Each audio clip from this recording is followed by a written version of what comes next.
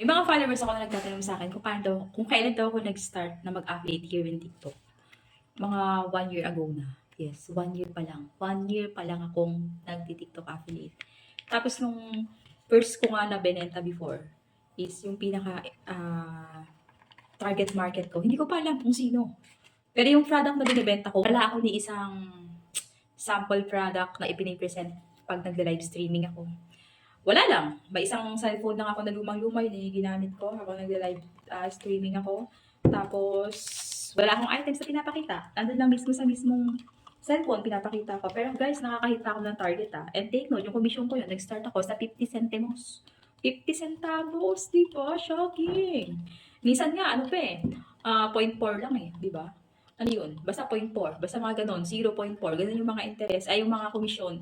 Pero go lang. Tapos mga RTW pa yon, pinopromote ko. Hanggang sa napag-aralan. Sabi ko maghahanap ako ng komisyon na mas malaki, na mag-hit ng target. Before pala, Pax Box. Ay, may isa palang bago mag-Pax Box. May nagpadala sa akin, isang seller nagpadala sa akin ng bag. Ano ba yung bag nandun? Parang belt bag. Nagpadala sa akin ng isang belt bag. Tuwan-tuwa na ako, free sample. Pero parang ang hirap niya palang ibenta ng time na yon. Ginawa ko na siya ng video, sobrang tuwa ko. Which is, hindi naman talagang dapat. Pero pag nila-live selling ko siya, sobrang hirap. So, palit-palit pa rin. Tapos yun na. Oh, wait lang, wait lang, wait lang. Tama ba to? Ano to?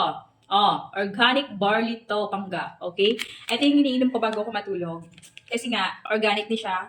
At the same time, may glutathione na siya. At plus collagen pa. Uy, dalawa. Package. Dalawa siya. Ganun lang. Mainit na tubig mo nilalagay ko para gusto ko yung mainit na tubig mo na. Tapos lagyan ko siya ng cold water. Try nyo to, Beb. Sarap nito. Tsaka barley siya, Beb. Ang dami niyang benefits.